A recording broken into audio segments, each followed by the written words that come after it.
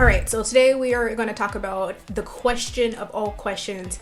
Is now a good time to buy a home in Killeen, Texas, or for the most part across the nation? But of course, I'm always going to be a little bit more focused on our local area because that is the area that I advise my clients within. But of course, this is one of the top questions that I have when I'm talking to my buyers. If we're kind of just going through their initial consultation, just getting an overview of their goals, their exit plan, and their purchasing power, it's always the question, well, is now even a good time to buy? Should I wait until rates go down when this changes or that changes? And the truth is, I'm always going to advise you to do whatever makes the most sense for you. However, take into consideration our current market and the power that you have in our current market.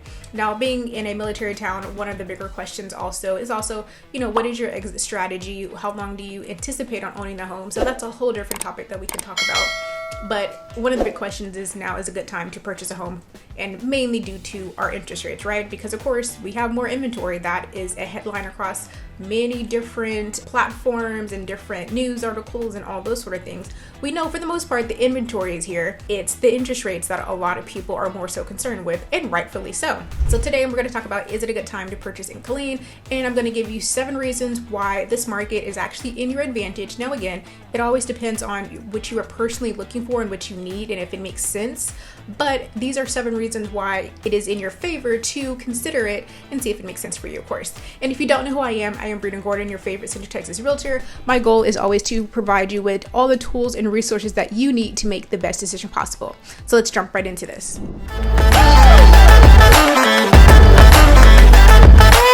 So starting off with number 1, easy, simple. We already talked about it briefly.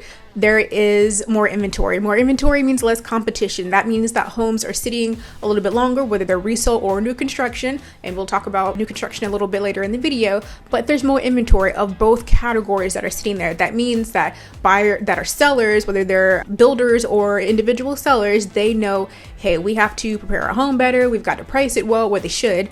Now that's a whole different conversation as well, but they know, hey, we have got more competition out here. A lot of streets, you'll see multiple signs. Even in my own neighborhood, I'll be driving down and there are 3 for sale signs and 1 for lease sign, and that's just on one street. So if we look at the whole neighborhood, there's probably a couple dozen here sitting here. So that shows you that the market has changed. Even with us coming out of the summer market where things naturally do pick up, it still has not picked up to the same level that we've seen a couple years ago. Now, rightfully so, are we going to return to that? Probably not. That's really not the ideal situation. Do we want things to continue to level off and interest rates to come down a little bit? Yes, but we don't want to necessarily also cause a panic. So it's a little bit of a delicate balance of how to orchestrate that to where it actually is a positive effect on the economy and our local market. But number 1, less competition. So with less competition, that really gives that leverage back to the buyers. They have the opportunity to actually tour homes multiple times to make sure it's something that they like, to go at different times of the day. I would always encourage you to visit your home a couple times, or visit neighborhood more so a couple times a day, so you really see what that traffic looks like. Look in the morning, with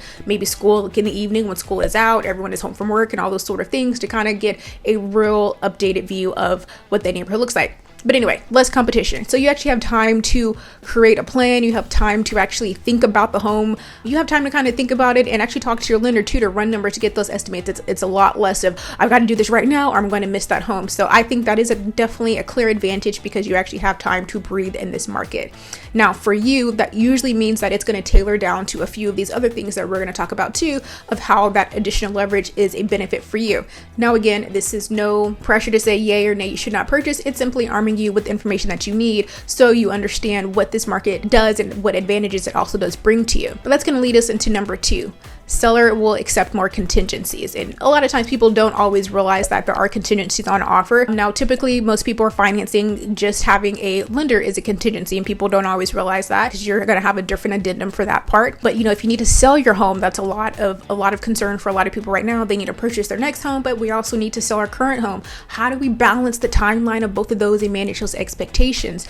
Now, one thing is, it is good in a sense of, on the buyer side, if you need to sell, a lot of times sellers are more open to accepting those contingencies because, you know, again, less competition, their home has been sitting longer, they too need to do something, so it's a little bit of a domino effect. But they are more open to it because, one, they probably understand that the position that you're in, but also they need to get their home sold, so they're hoping to go ahead and accept your contingency. Typically, if your home is actually under contract, you may also have a little bit more favor in financing contingencies. They may be less apt to have these super short financing contingencies, or if there's something else that needs to happen as well, you know, due diligence, all those sort of things. So contingencies are a lot more negotiable right now. And then we're gonna roll straight into number 3, new construction. Of course, we've seen plenty of headlines about new construction and what's going on with them, but they are a good thing for people to look into as well. Granted, they offer the home and the style and everything that you want, but they have a lot of different incentives tied into those. Most large builders, now sometimes the smaller ones definitely have a little bit more leniency with it, but most large builders also have their own lenders, or partner lenders, I should say. So a lot of times when you're working with their partner lender, you're able to take advantage of their great incentives. So whether that's, you know, a lot of times closing cost assistance, which is a huge deal because closing costs are typically 3 to 4% of the purchase price, and we've seen them trickle up just due to homeowners insurance and taxes and things like that going up over the last few years. So it's really getting close to that 4%, maybe somewhere, you know, you can still get 3%, but we always kind of get our people ready for 4%. I'd rather aim a little bit higher, and maybe it comes in a little bit lower than to aim too low and it comes in higher and we don't have those reserves set in place. But the good news is a lot of times right now builders are offering some amazing incentives that can really help to take that pressure off of you as you make that transition to your new home. So, you know, new home means you're probably already paying for moving expenses, setting up new utilities, maybe buying new furniture.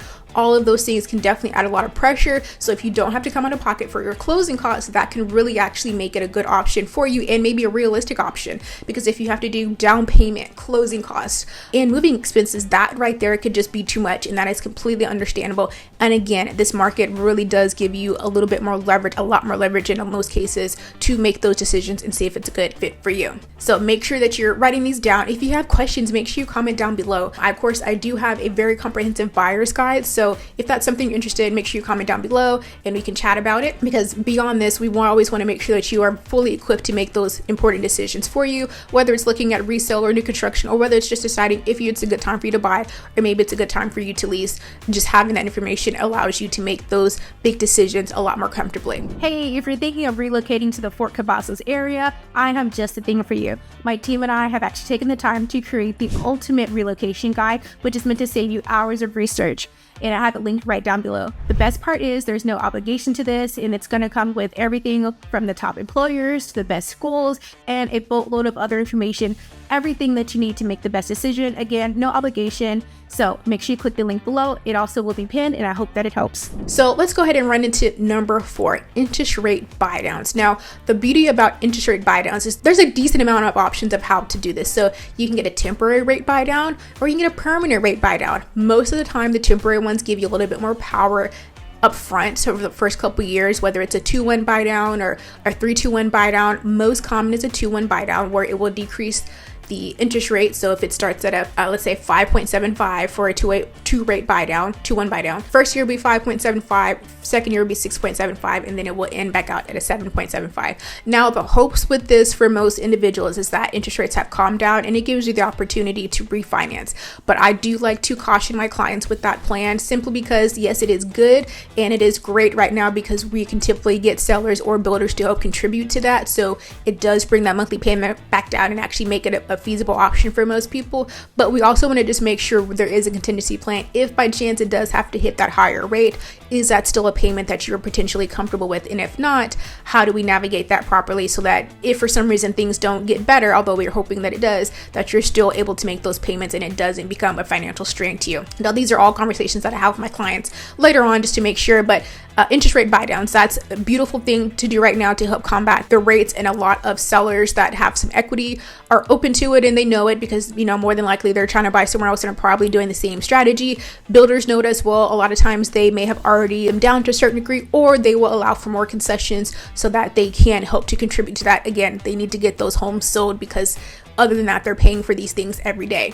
So that's something that you always want to speak to your lender about. And if you want to talk to a great lender, I have a list of excellent local lenders so they can kind of give you the ins and outs and the pros and cons of a temporary rate buy down or a permanent rate buy down. Now, here's something that I feel like kind of flies under the radar is a home warranty. And let me make sure you understand there's a difference between a home warranty and your homeowner's insurance, because sometimes people get those two confused. These are two completely separate entities. A home warranty is something that you're able to purchase, and there's several different companies or several different plans, but they will cover things in the home like your HVAC, your appliances, maybe your plumbing and things like that. So that really helps to give a lot of people a lot more comfortability going into that home, knowing they have a little bit more assurance with these home warranties. Now, sellers are oftentimes a lot more open to contributing to that home warranty plan right now. Again, their home is sitting, they need to sell, they need to move, all those sort of things. So this gives us a lot more leverage in that. When we do that, if we get it accepted, everything, I send my clients over a list of home warranty companies so they can decide which one may be a good fit, and then we kind of move forward from that way. But again, these are two separate things from homeowners insurance and home warranties. So I like to make sure we clarify that piece. But right now we are able to typically get a lot more things in that offer, or at least presented, versus when it's a crazy market and we already know, hey, we can't always go in asking for a bunch because we have 5 other offers on the table. But right now, again, we are loading that offer up to the best advantage of the buyer, and then we present it, or the listing agent will present it to the seller, and we'll kind of go back and forth as far as negotiations. But why not take advantage of the opportunity to get as much as we can so that these homes are actually feasible options for buyers? All right, now for the question of the day. What is the first thing you look for in a new city? Is it a coffee shop or your favorite store? I really want to know, so make sure you comment down below, or better yet, shoot me a text, email, or even give me a call. All my information is going to pop up here on the screen. So again, what is the first thing you look for in a new city? And we're going to lead it or finish it up with one more thing, and this is a huge thing. This is one of the first things that you'll do when you go on your contract is your due diligence with getting your home inspection. So we're going to complete this with number 7, more leverage for your home inspection negotiations. Sometimes people will say, well, Brina, I want them to cover everything. Now, depending on the market is a yay or nay of kind of just seeing how much a seller will cover. But right now, we definitely have a little bit more leverage, depending on what we're asking for, of course, to ask for a little bit more things, or definitely get those higher end things addressed. And when I'm talking to my clients, I kind of prep them for the homeowner's inspection, what to expect, what that report will look like, and typically how we kind of organize the priority of things on the inspection. But having a market where you have more time to think about it, you have more time to get due diligence, you're not trying to get an inspection in 3 days, now we're able to extend that due diligence period a little bit, and that gives us more time to make those informed decisions, or even to get additional professionals out if something else needs to get addressed or looked at further to get evaluated. And I don't think people always understand the importance of it, and that this market gives a lot more leverage to kind of take those extra moments to kind of make sure everything is good to go. So there's a lot of benefit that's going on in our current market. Again, I completely understand the financial concern of interest rates and making payments, but there's also a flip side of it, of where you are able to make a lot more decisions as far as creating opportunity to purchase a home. And I just want to make sure people do truly understand that. And so there's so many things going on right now. And I do want to finish it up with one quick little thing, and I'm going to have it hopefully somewhere here on the screen, is that mortgage rates definitely affect purchasing power. And this is something I explain to people, but they don't always understand it until we are actually talking about what those payments look like. So I'm just going to give a quick example. For a home that is $360,000, and I'm going to give that number because that's pretty comparable to a nice home in our area, and we are only looking at principal interest, so this does not include homeowners insurance or taxes, but just a home at $360,000 at a 5.75 interest rate, again only for principal and insurance, that monthly payment looks like $2,101. Now that same home at a 6.25 interest rate then goes up to $2,200, $2,217 to be specific. And then that same interest rate at a 5.75 then goes up to $2,500, $2,517 again to be specific. And so again, we're seeing how that interest rate is starting to chip away, it's a couple $100 here, a couple $100 here, a couple $100 here. And that starts, those few $100s can be the difference between, is this going to be the top of our budget? Are we going to be comfortable here? Will we still be able to make our yearly vacations or visit family? And again, as a real estate advisor, I always try to talk to my clients. I don't want you to get stressed in your home, because then it becomes a place of burden and not become a place of happiness and joyful memories. It become, you may become resentful for it. So we want to make sure we are kind of looking at everything in a total view to see if it's a good option for you. Hey guys, as much as I love making these videos, there's one thing that I absolutely love more, and that's helping families from all over the US make the move here to the Fort Cavazos and surrounding area. I've helped countless families move here, so whether you're coming out next week, next month, or even next year, please don't hesitate to reach out to me. My contact information is going to be right here down below in case you missed the pop-up screen. And I look forward to helping you and your family move to our beautiful area. I am Brina Gordon, your favorite Central Texas realtor, and I just want to make sure you guys are informed and you know how to navigate this market properly. If you have any questions, make sure you comment down below or reach out to me. All my contact information will be either on the screen or in the description box below, and I'm happy to help you and serve you in the Central Texas area.